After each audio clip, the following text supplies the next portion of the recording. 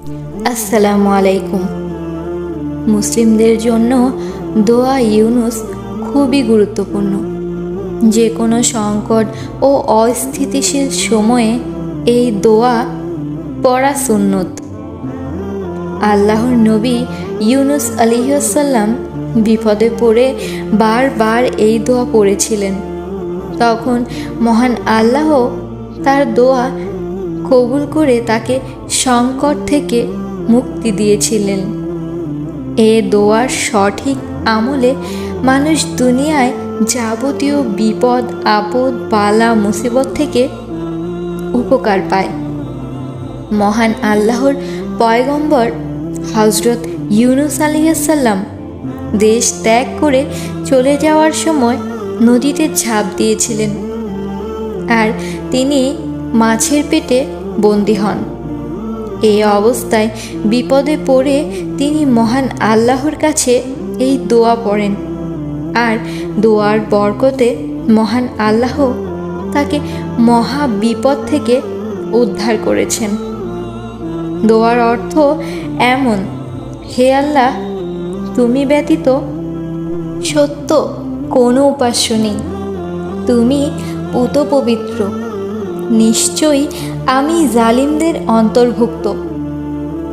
আল্লাহর হাবিব সাল্লাল্লাহু আলাইহি সাল্লাম বলেছেন, কোনো মুসলিম ব্যক্তি যদি এই দোয়া ইউনুসের সাহায্যে আল্লাহর নিকট কিছু চাইবে, মহান আল্লাহ রাব্বুল আলামিন তা কবুল করবেন, সেই ব্যক্তির বিপদ মুক্ত করে দেবেন, তার আশা আকাঙ্ক্ষা পূরণ করে দেবেন। কিন্তু আমরা কি করি? আমরা যখন বিপদে পড়ি, আমরা মহান আল্লাহর শরণাপন্ন হওয়ার থেকে মানুষের সাহায্য চাইতে বেশি ভালোবাসি। আমরা অধিকাংশ সময় বিপদের মুখোমুখি হলে আমরা দোয়া পাঠ করি না, বরঞ্চ আমরা মানুষের সাহায্য খুঁজতে থাকি। যেখানে মানুষ ক্ষমতার অধিকারী নয়, সেখানে আমরা মানুষের কাছেই সাহায্য চাইতে থাকি, তার কাছে কান্নাকাটি করতে থাকি, নিজের দুঃখের কথা বলে তাদের মন গলানোর চেষ্টা করতে থাকি, যেখানে আমরা সেটাও জানি যে আমাদের রব অনেক দয়ালু, তিনি আমাদের বিপদে সাহায্য করার ক্ষমতা রাখেন, আমাদেরকে বিপদ মুক্ত করার ক্ষমতা রাখেন। তিনি সমস্ত ক্ষমতার অধিপতি।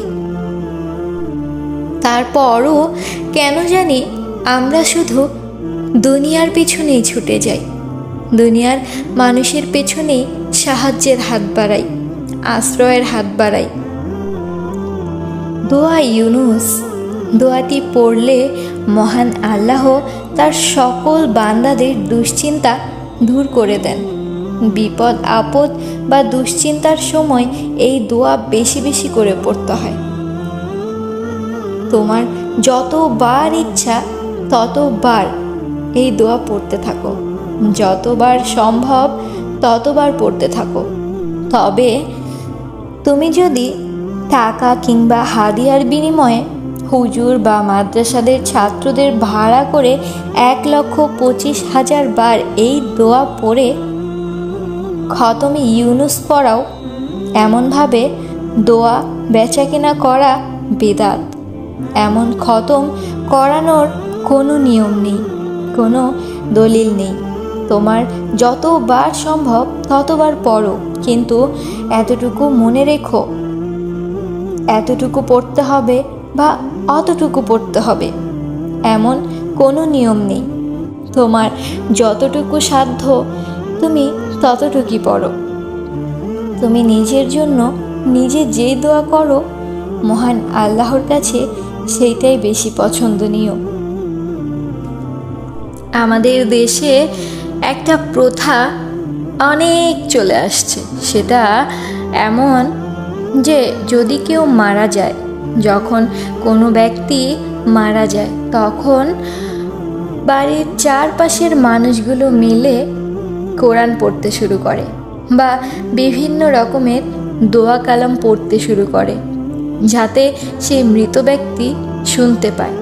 কিন্তু সেটা ভুল। কারণ তোমার কোরআন পড়া, তোমার দোয়া পড়া সেই মৃত ব্যক্তির কোনো কাজেই আসছে না।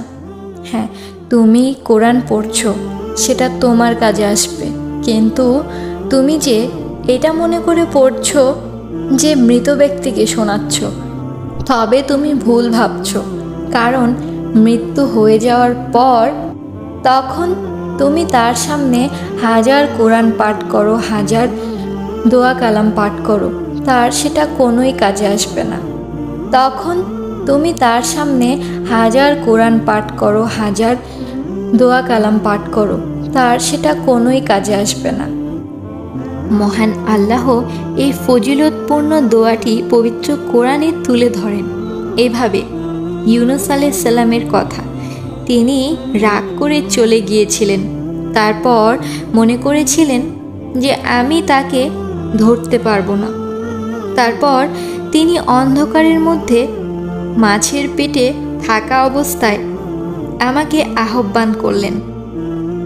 অতঃপর আমি তার আহ্বানে সাড়া দিলাম এবং তাকে বিপদমুক্ত করে দিলাম। আমি এভাবেই বিশ্বাসীদের মুক্তি দেই।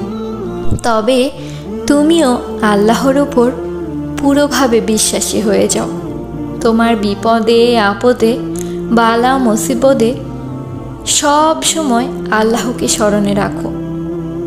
তোমার কষ্টের কথাগুলো আল্লাহর কাছে বলো। তোমার দুঃখের কথাগুলো, তোমার চোখের পানি আল্লাহর কাছে ঝরাও, কোনো মানুষের কাছে নয়। কারণ তোমার কষ্ট উদ্ধার করার মালিক একমাত্র তিনি। তোমার বিপদ মুক্ত করার মালিক একমাত্র তিনি। তুমি তার কাছে চেয়ে তো দেখো, তুমি তার কাছে আশ্রয় চেয়ে তো দেখো। মহান আল্লাহ রব্বুল আলামিন এতটা দয়াবান, তিনি তোমার বিপদ থেকে নিমিষেই তোমাকে মুক্ত করে দেওয়ার ক্ষমতা রাখেন।